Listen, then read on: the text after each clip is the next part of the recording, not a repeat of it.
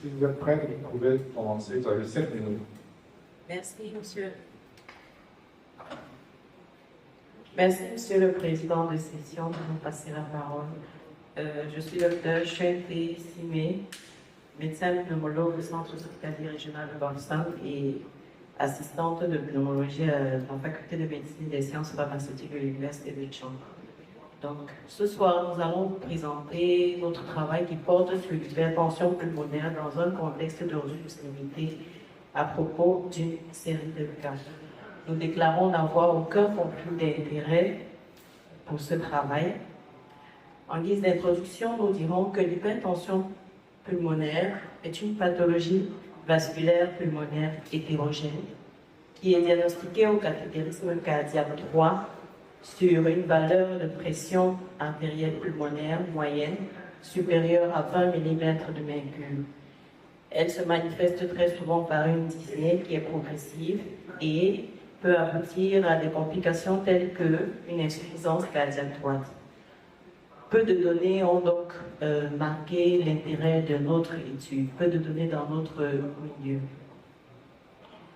Donc, il s'agissait d'une étude rétrospective et descriptive qui s'est étendue sur 11 mois, de janvier à novembre 2025, et nous avons recruté tous les patients qui étaient passés au service d'échographie cardiaque du Centre hospitalier régional de Boston, étaient inclus dans tous les patients ayant une pression artérielle pulmonaire systolique supérieure à 37 mm de mercure à l'examen d'échographie cardiaque.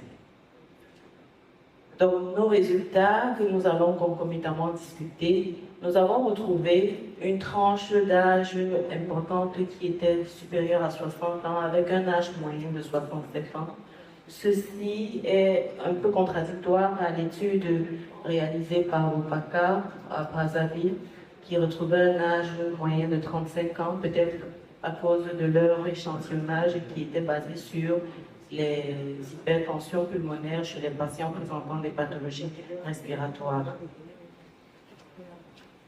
Le sexe féminin dans notre étude était la celle prédominante et elle retrouve une majorité d'études globales qui retrouvent la prédominance féminine à 78% et encore contradictoire à celle de Bopaka qui retrouvait plutôt une prédominance masculine. Il faut noter que dans les études globales, notamment celle d'Alturen, elle portait beaucoup plus sur les hypertensions pulmonaires de type 1, donc les hypertensions artérielles pulmonaires. Parmi nos patients, beaucoup de patients avaient comme antécédent une hypertension artérielle systémique, donc qui était déjà prise en charge, et on trouvait également chez certains des patients qui étaient connus cardiopathes gauche et des cas également de bronchopneumopathie chronique obstructive, de diabète.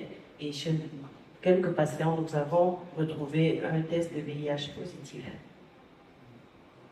Cliniquement, les patients que nous avions se présentaient avec une asthénie et une dyspnée, ce qui corrobore avec les données de la littérature. Également, tous les malades que nous avons recrutés avaient réalisé une échographie cardiaque qui montrait une pression artérielle pulmonaire systolique supérieure à 35 mm de mercure. Et comme autre anomalie, ils avaient pour la majorité, plus de 75% de cas, une dilatation oreillère droite ou ventricule droit. Et ceci peut se justifier parce que c'est une pathologie qui se diagnostique très souvent à un stade avancé, donc notamment avec ces complications-là. Les quelques bilans qui ont été réalisés hors l'échographie cardiaque, nous avons noté l'angioscanner qui a été réalisé chez 10 patients des 36 que nous avons recrutés. On avait beaucoup plus de lésions interstitielles pulmonaires, du bronchien pulmonaire, et on avait également un cas d'embolie pulmonaire et d'autres lésions telles que la bronchopneumopathie chronique obstructive, 2 cas de pathologie tumorale et un cas d'œdème aigu du poumon.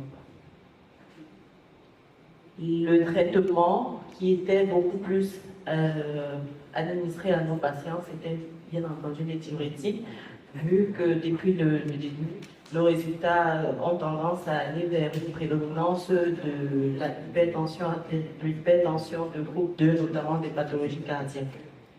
Donc, la cause, le traitement devrait être à base nécessairement des diurétiques.